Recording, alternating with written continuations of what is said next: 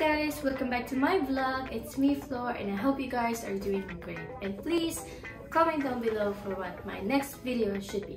For today's video, gusto ko palang i-tackle yung good things and bad things that you might experience as a Jew in Italy and etc. You can travel anywhere inside the Europe as long as you have the budget, you have the allowance to go there, because each country is different, guys. May ibang country na mahal, may ibang country na mura. So before going to the country, you have to research first how much is their cost of living para at least di po kayo ma-shock in case na ando na kayo. So that's the second pros, guys, na you can travel all around the Europe. As third, you will receive an allowance that you can spend on your traveling and something else. Yes, being an au pair is magkakaroon ka na sarili mong allowance from your host family. Some au pairs have like big allowance or extra allowance, and some au pairs will have a small allowance. It depends po sa host niyo kung magkano po yung ibibigay nila. For example, here in the Netherlands, it's maximum 340. Some host family will give you more than that. So yeah, and those money, yun yung gagamitin mo to travel around, to buy something else here in Europe. So number 4, you will experience the 4 seasons, which is winter, spring, summer, and autumn. So since we are from the Philippines, we are a tropical country and we don't have winter, autumn, spring, only summer. So yeah, and that is the best experience that you will get of being an au pair. The next pros that you will get as an au pair is you will have a free accommodation room. It's really nice to have your own privacy, you have your own room. Some au pairs ay magkakaroon ng sarili nilang bathroom, but some of them also are shared by the host family. So depende po yun sa mga mapupuntahan niyo po na host family. So now, guys, let's talk about the cons in the being an au pair. The number 1 cons is the schedule. Since your schedule might not be what you like, for example, the work schedule or the time schedule or the daily routine or in your weekend off or your off days. Because guys, each family has their own schedule. Normally guys, si au pair ay merong Monday to Friday lang na work days with their host family. Since that is only Monday to Friday, ang off ng isang au pair is on Saturday and Sunday. There are also some au pairs like me na ang off ko is not weekend. I only have my off during Tuesday and then Sunday. So that's the cons, guys, of being an au pair. Kasi hindi ka makakapili kung kailan mo gusto maging off. But of course, napapag-uusapan naman yun between sa host niyo kung ano yung gusto mo. Lahat naman ang pag-uusapan, diba? Lahat naman nasusunod dahil sa pag-uusap. So it's better, guys, na kung if ever di nyo bet yung off, you have to think or you have to say it to your host, and maybe they will consider that they will change the off. But normally, guys, don't worry, the off is during the weekend. That's why every weekend nagsasama yung mga au pair, every weekend pumupunta ng mga ibang lugar. You should really check the daily routine, you should check the daily schedule. Tapos kung meron kayong hindi gusto doon, dapat sasabihin nyo rin. You have to be transparent to your host. Host family have their own schedule. So yeah, hindi mo pwede i-compare yung schedule mo sa other au pair friends mo. The second cons is the communication. You should speak with good English to communicate with the host. It might be hard for you if the kids doesn't know to talk English. It's really better for you na marunong ka magsalita ng English, marunong ka rin umintindi ng English, because that's how you speak to your host.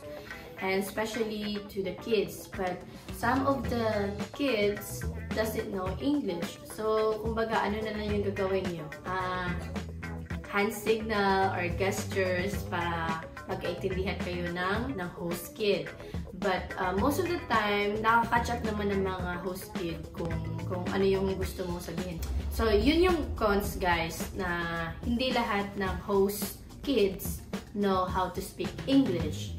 So, maswerte yung mga au pair na ang mga host kids nila ay nakakaintindi at nakakapagsalita ng English. And it's really important for you to know, understand, and speak English. The next cons is the expectation. Your expectation might be more than the reality. So, guys, here it is. This is like the biggest issue as an au pair because before coming here in Europe, you have a lot of expectation as an au pair.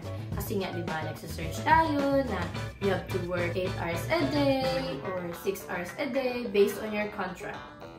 For the host, it's not every day like that. It's the same as us humans. You know, it's the same as us Filipinos na we have abrupt plans, we have something to do with our friends, with our family. So maybe some hosts will ask you more time hours to work with them.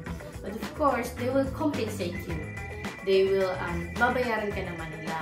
And of course, you have to ask the time that they're giving you is too much.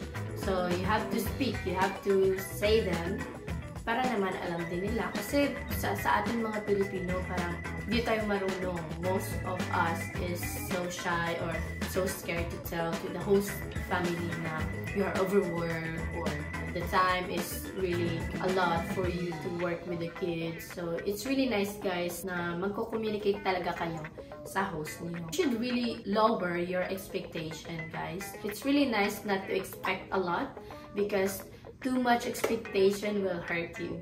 So, it's better talaga na hindi ka mag-expect, you just go with the flow. And of course, if you think that things that is happening to you with your host is not right, then you should speak up. You should tell them na maybe you're not happy with the daily routine, you're not happy with the working hours.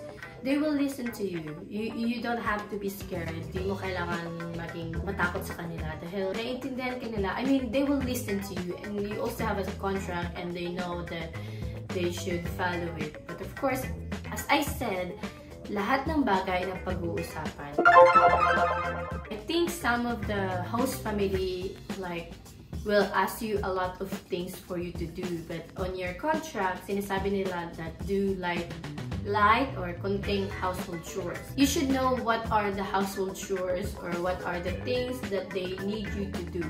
Like, for example, when you come here for a week, they should really tell you what are the things that you should do for the daily routine. Or else you can ask them what are the things that you might do. So maybe they will ask you a lot of things for you to do and then on yourself, you don't want to do it. So it's better, guys, na tatanungin mo sila kung ano yung mga gagawin kasi baka hindi nila sundin yung nasa contract. So you have to stick on your contract. And of course, you also have to talk to your host about this because some of the hosts will abuse you. So that is really not good. That is the cons, guys. Also, the cons, guys, is you will get a homesick. Yes. As I tell you, most of us Filipinos are like family-oriented. So that is really the cons. Like you will get nostalgic or homesick to our own country. Na mamimiss mo yung parents mo, yung kapatid mo, friends, and like that. So guys, it's better, guys, na makipag-friends din kayo sa kapwa niyo au pair if you are in an agency or if ever you know someone already here in Europe na it's really nice during your off you should go outside kasi yun talaga yung cons as an au pair that you might get a homesick. I can see that most of the time of being an au pair, it's not really always to get a homesick. It's really often to get homesick. We get enjoy, we will have fun here. We are so excited to experience new culture. We are so excited to see a lot of different things that we don't have in the Philippines. Also, the cons, guys, is the allowance. When you say allowance, why is it as part of the cons?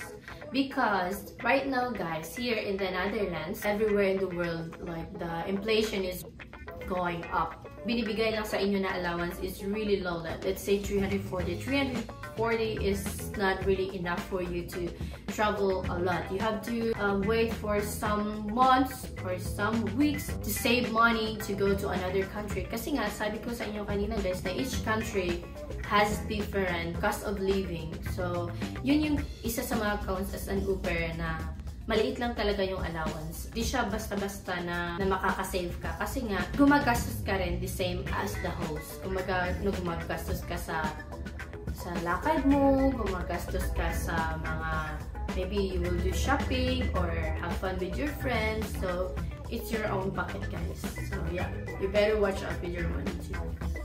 Also, the cons, guys, is the culture. As I said earlier, it's a pros, but it's also a cons.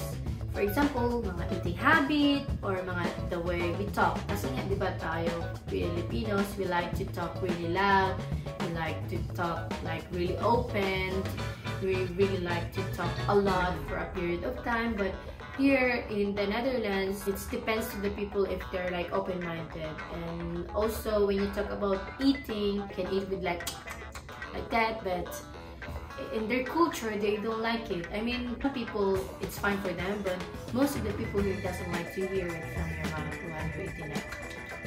So, culture is also part of the cons of being an au pair. I think this is like the last cons, guys. The last cons is that your stay is only temporary. Being an au pair, you cannot stay like for extension, you cannot stay for a longer period of time because we have this contract, guys, na you only have 1 year or 2 years in a specific country. So the host cannot give you more than that. The host cannot extend your stay here in the Netherlands or in other countries such as Denmark, Belgium, Norway. So that's the cons, that you can only stay here temporarily. And unless the host family will give you a working visa or they will support you to school here, just you can stay here in Europe. I think I will add more on cons. That is about the food. Yes, because most of the food here is different from our taste. We have this taste as an Asian. Nasanay tayo sa mga pagkain na kinakain natin.